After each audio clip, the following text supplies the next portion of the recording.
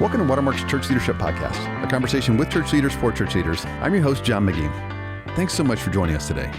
Well, hey friends, welcome back. We've got a really great episode today. I'm joined by Braun, who is our director of the Watermark Institute. Welcome, Braun. Thank you, John. And then Sean Hill, who is the director of Watermark Kids. Guys, welcome to the show. Thanks, John. Okay, so today we're talking about fun. We're finishing our 4 staff values conversation. So we've talked about dependence, we've talked about excellence, and we've talked about being unified. And today, it's really interesting. Of the 4 we have, one of them that we chose was fun. And so that's the value we're talking about today. That's right. Speaking of fun, John, we're recording this on your birthday today, right now. That's right. Yeah. And right after this, Braun's going to pop out of a giant cake for you. Oh, well, Sing a little ditty. I don't know that we actually talked about that, but I'm game if we need to. We should wrap this up quick. Okay, so I've got that to look forward to. That won't translate onto the podcast, but man, my day just got better. Wait a minute, John, can viewers see this? No. Oh, darn. No. No. Okay. That'd have been really a blessing for them. So I'm listening. I'm a skeptic, and I'm going, really, guys? You're a church staff. You've got 4 bullets to fire. You've got 4 values, and this is one of them that you're going to choose. So if you guys didn't listen to the other 3 episodes, several of us met. We talked about what we thought were some ideas, things that marked us, things that we wanted to be, and then a team went away and kind of distilled them down to 4. We batted it around a little bit, and then we released it to the staff recently. So that was the exercise, and fun made it on the list. And if I'm a pastor, I'm a church leader, I'm a leader somewhere who's doing really serious work. Yeah. And this is 25% of the staff values that just got released. What's going on? Why does this matter? Why would you actually even choose this one as a staff value? Let's start there, and then we'll talk about some specifics. Yeah, well, before that guy closes this this Spotify down or whatever he's listening to this on, we think fun is an important part of our culture. And on church staffs, if you're like us, and I'm sure many of you are, the bonus financially doesn't come very often, and maybe never. And so we hope that being on staff is a bonus. Rather than a financial, it is a bonus to be on a staff that is fun, that you go, man, I look forward to being with them. There are surprises that come along the way, and we enjoy being on staff. So the bonus for us is to make it a great place to work and make it fun. Yeah, that's right. And I think, this one I'm a little bit insecure about releasing, because if you don't know the context, you can just kind of think, what, are you guys running a camp ministry and you're just, playing games all the time? No, decidedly not. No, we're doing things, hopefully here, that have weight, that moves the kingdom needle, that are very, very difficult. And yet, we want to have fun while we do that. Employee satisfaction goes through the roof when people have fun. They enjoy what they're doing rather than the Sunday scaries coming back to work. They're looking forward to being with their friends. And while they do work that's hard, that's meaningful, for us, the culture we want to create is that of like fun, and I enjoy. There's laughter. Now, you might not want to put this in as one of your 4. You might not want to make this 25% of your values, but joy should mark what you do. Mm-hmm. And regardless of your personality, regardless of your organizational history, joy should mark. Then there's lots of ways for joy to show up in an organization, but joy should mark what you do. And then specifically for us, it's just a leadership category that we have. And when we think about what does it look like to be a leader around here, one of the things is that we want our people to be is fun. So let's end the conversation today talking about specifics that we do on staff, but let's start with what would it look like to even embody this value on our staff? Someone you go, wait, they're embodying this value. That's what we're talking about. What does it look like in practice? Or conversely, guys, what is it like? What are we reacting against? What do we not want to see on our staff? Yeah. So I think as you think about the value of fun, to be a value add with fun doesn't mean that you have to be the funny guy or the funny girl all the time. So good. What it means is that you are you're being life-giving to the staff. And here's some ways I think about that. You have joy even in the mundane. You're generally an upbeat person. You're fully in, as opposed to being apathetic or critical all the time, or you're kind of halfway in with things. You're kind of the person that you're hard to win over. And that can be something that is a drain to people. So as you think about, if you're more of a serious-minded person, which is great, that's a valuable thing, that's a valuable gift. If on the fun side, if you can contribute by just some of your attitude. And so I kind of made an analogy when John and I when our kids were little. They're now grown men who are married. But when they were little, we coached. We didn't croach. We coached the Grizzlies in a very fine league called the YMCA. When we say coach, I held the clipboard. Yes. And you, because and we finished up 0-8, which I think is pretty strong. You definitely do that. And so you had to think a lot about how do we focused on character. That's right. That's exactly right. So, but a lot of it that you taught a kindergartner is the same thing. Attitude along on that team really made it still fun. And that's true for our staff. If their attitude is one that, hey, they go with the flow, they can adapt to fun things, even if that's not their best gift or whatever, that is so helpful and it's life-giving. Sean, I think you have something you tell the... One of the things I tell my kids team all the time, they give me a hard time, I say it so much, is to just always live on the precipice of a smile. Oh, what a great... Say that again. Always live on the precipice of a smile. What a great line. What if you don't know what precipice means? Like a cliff. Okay, got it. Like the edge. I'm back in. Yes. So, but what I mean by that is, hey, expect to smile. Walk in on a Sunday morning or whenever we're hosting kids or hosting families, anticipating a laugh, anticipating smiling and being welcoming and not being, downtrodden and frustrating. Yeah. Yeah, the second one that we thought about was just gratitude, that if gratitude marks you as a staff person, you are fun to be around. Everybody loves to be around someone who is thankful and grateful. And of course, you can't be that all the time. Yep. But if that marks you, that's someone you go, man, I love to be around a grateful person. And so I read a quote by Paul Tripp recently where he said, we tend to be people who number our complaints rather than count our blessings.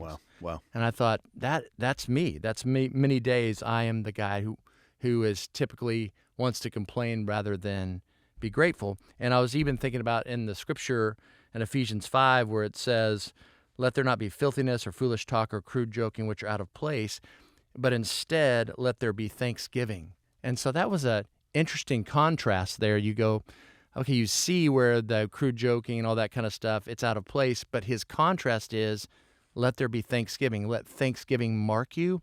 And we think that brings life and joy to a staff. I love it. One of the ways I've seen that play out on our staff recently is, the end of a calendar year, we have a meeting with our staff where the leadership kind of announces, hey, here's the new benefits, healthcare benefits, that kind of thing.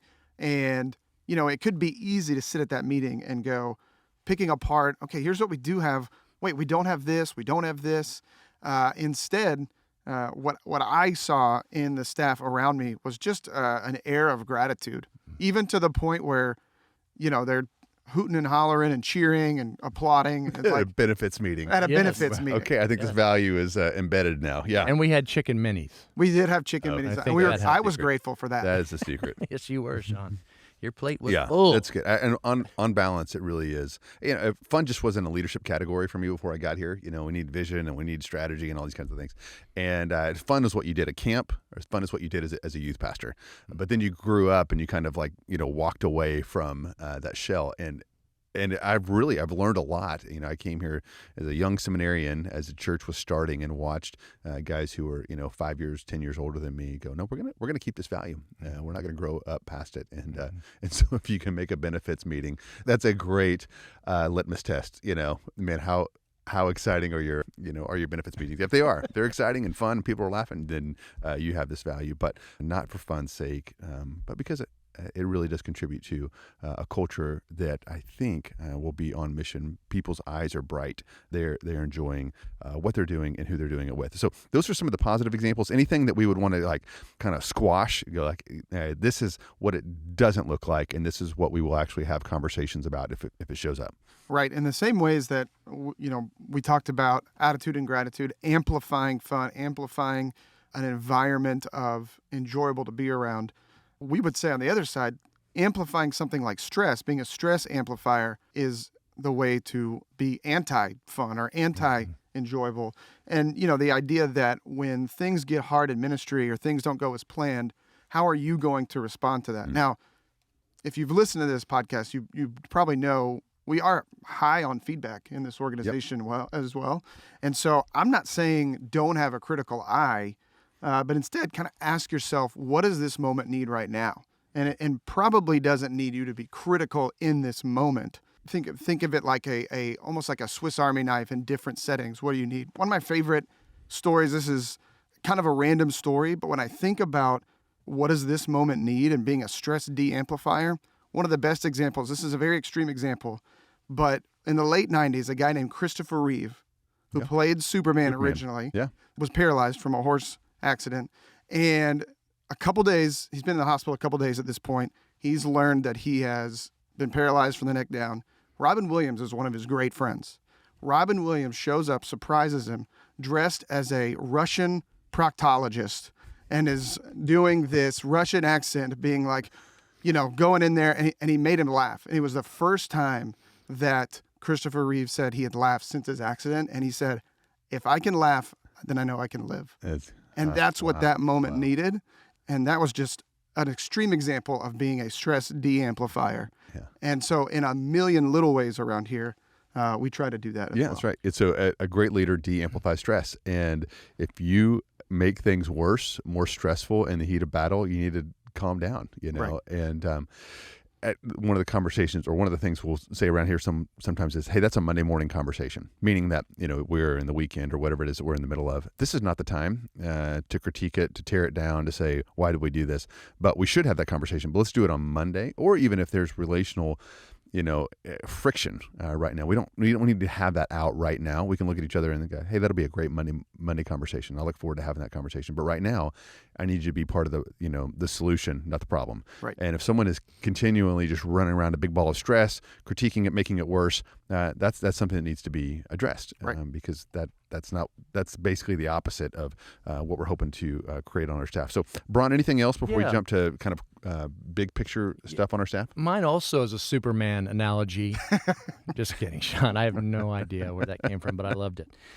Mine, the other one we think about is just what we call the wet blanket. And I'm actually wearing a wet blanket in the studio. If y'all could see this live, it's really cold right now. But the idea is that when something is that we're doing that's supposed to be fun for our staff, and when somebody's leading that, you have an opportunity to either add to it or to take away from it. And the takeaway could be just on your face. You look miserable. Yep. When something fun comes out, you're like, oh, I got to get through this. When is this going to be over? You distance yourself from the group. All those things, even though it may not be your favorite thing, man, stay in there and participate. Instead, you should have this mindset. You can make things more fun from the crowd. You can participate and help the person that's leading. You can support the person leading and be a value add. And that starts with you saying, I want to be a blessing to what they're leading, and not start at a place of being critical of it or halfway in. That is something that takes the air out of the room. Absolutely. Yeah. And if you're a young leader and you want to rise and have more influence, you get excited about whatever the thing is that you're doing. Yes. Right. Once it's been decided, we're going to do this. There may be a time for debate ahead of time, but once we're doing it, you put a smile on and you act like it was your idea, and you can't wait to execute it, whatever it is. If it's a strategy, it's a program, or if it's some fun activity, like this is the best day of my life. Right. And you fold your arms and say, oh, this is not fun. This is dumb. I don't know why we're doing this. You can kiss all your influence goodbye. Right. That's right. Yeah. And so there's a lot of young leaders that listen to this, and you show up like it was your best idea. Right. And so, if you're around here and you just continually, which we just don't have that, but if we have in the past, I'm sure someone folding their arms and going, this is dumb, that will be addressed. That'll be addressed. That's not what we want. That's not who we want to be. We want to be all in once we've decided on the thing. So, okay. If people can tell it's not your idea, then you're not in a good spot. Dude, you got some great lines today. Yeah, I'm so really surprised for a kids pastor. me too. I'm so shocked right now. But really, we went 2 days ago. Is the Monday after we got back from Thanksgiving break, after everybody got back, and we were serving our whole staff at this place called Feed My Starving Children. Yeah. And God, that was fun. Right in the morning, like right after busy day, a lot of people traveling that whole day. And it was probably the easiest opportunity to be a wet blanket that we've had in a while. Yeah. And it was really fun. Oh, man. And the secret sauce was the vibe of people making it fun. I mean, it was, so we did, it'd take too long to explain the whole thing, but we made food for however many, thousands of kids, and we had a blast being together. It was a good day. It was a really, really, really good day. Okay, guys, let's talk about a lot of these people that are listening to this podcast, a lot of leaders go, how can I understand what this would look like at the individual level? That's something I can talk about. That's something I can model. That's something that I can address if that's not going on. But what can I do on my staff to make this a fun place where people go, man, I can't wait to go to that thing, or I'm so glad that I get to work here. And this we're talking both paid staff. So this is if you have a church staff or a business staff, and then also just lay teams that you're on. So you may be, Sean, you've got lots of lay leaders who lead teams under you. And so I'm talking to them as well. Okay. So let's talk about just some examples. These might be examples that as you're listening, you can just take one-to-one, take them off the shelf, implement them. It might give you an idea that you could contextualize for your place, or, just kind of put your brain on a mental treadmill and just go, I wonder how I could do something similar, and hopefully it'll unlock something. So we do a lot of fun stuff around here. Mm-hmm. Right. So what are some highlights for you? What are some noteworthy events and things we've done around here? So I think one of the key things with having fun and making that a value for your staff, for us, we want to be really thoughtful about how to make things fun. This takes work. Yes. So when it comes to we have our Christmas party coming up, and we have a staff retreat, and we work really hard to not make that just the normal mundane thing. Because here's what we believe: if we put the effort into it, it gives value to our staff. When they come in, they say, "Oh, you were very thoughtful.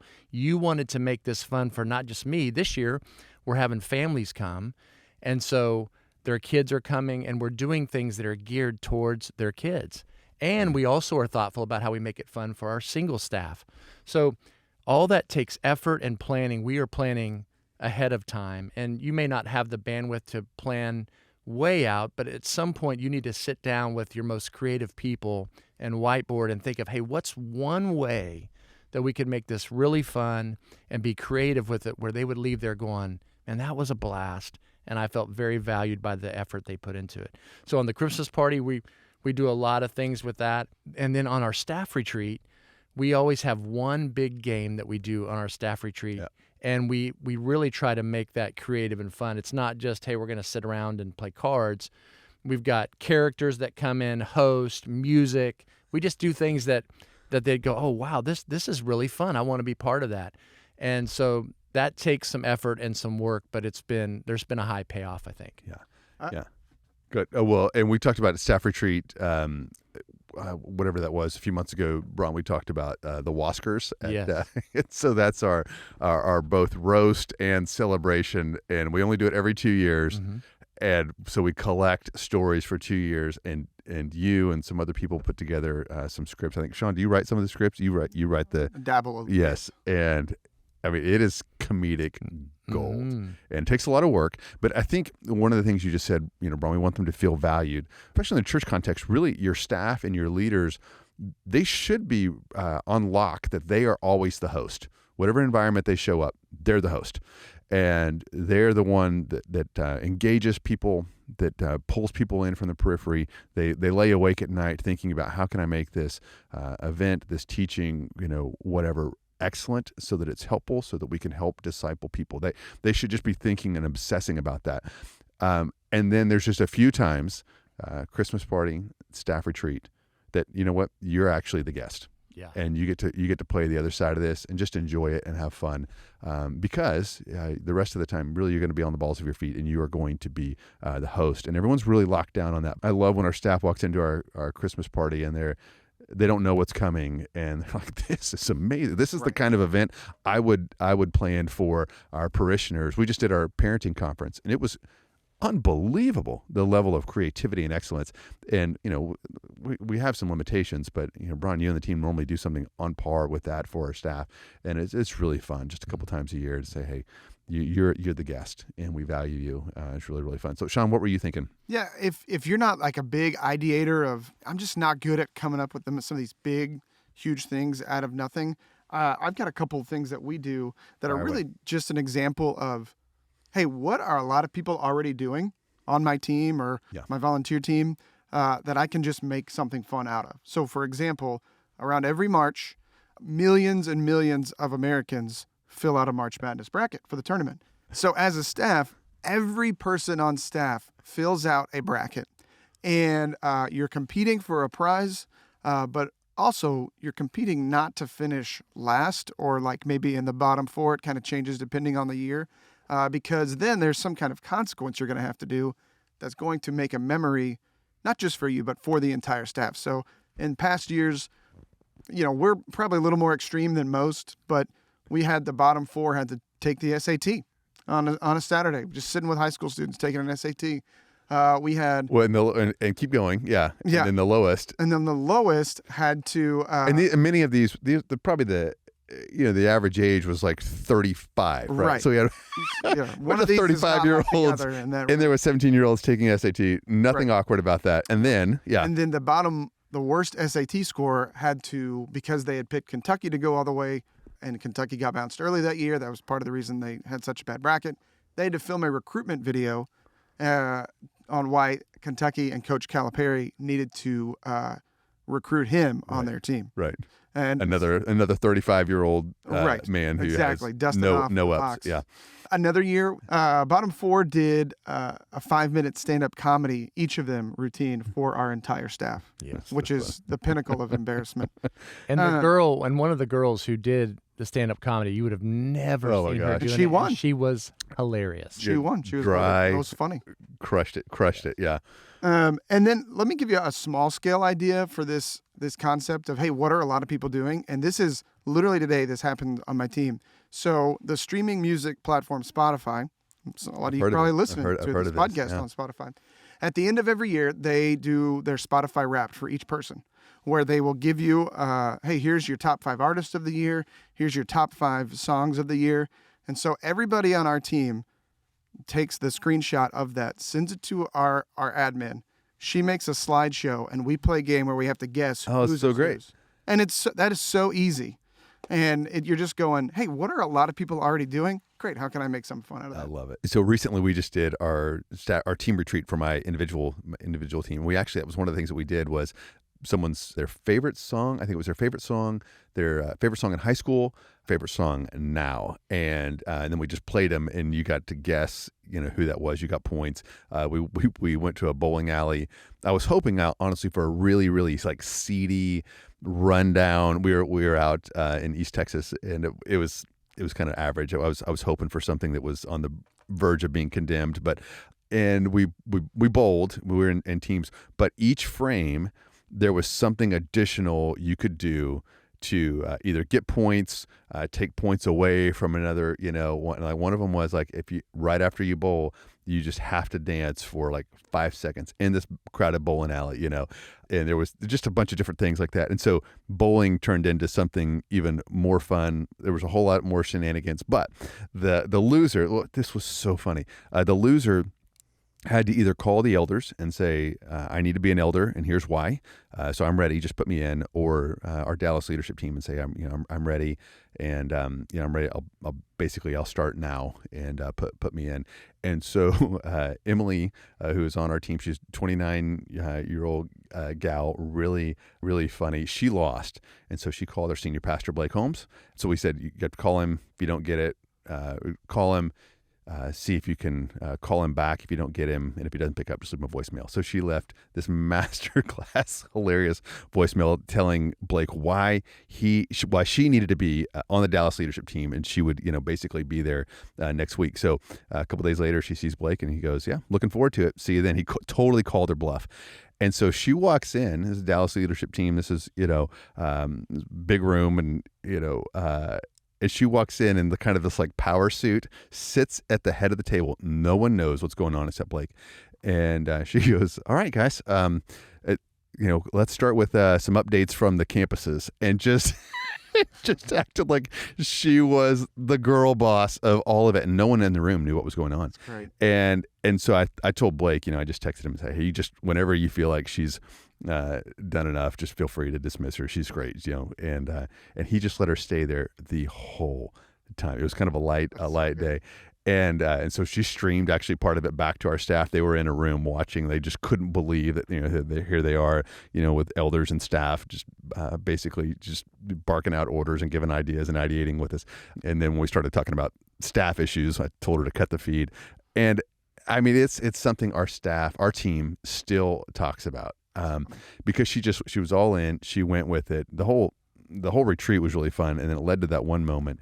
And there's something about a shared memory that's fun that had become memorialized in our staff. We can sit around. We could do a whole podcast on just like funny things we have seen where a staff person went all in, and it's one of the things that we love here. I don't know if it translates to you as the audience, but it's one of the things that makes this place so fun. So you can do it at the macro for the whole staff. You could do it at your individual teams, and even smaller, just with one-on-one meetings and things like that. You can look for things that are just fun, light and upbeat. So guys, anything else on this value before we wrap it up? Yeah, my last thought is that if you're probably on one side of this idea, you're maybe a little more serious-minded, you're a little bit more of maybe a strategic thinker, whatever it is. Those are gifts that are so valuable to a team. And then there's some of you that you have this kind of jovial, fun side. You're one of the funny guys or the funny girls on the staff or whatever.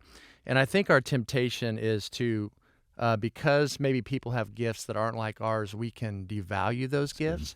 And sometimes it's the serious-minded person will be tempted to make the fun person, he's just kind of childish or she's just kind of immature.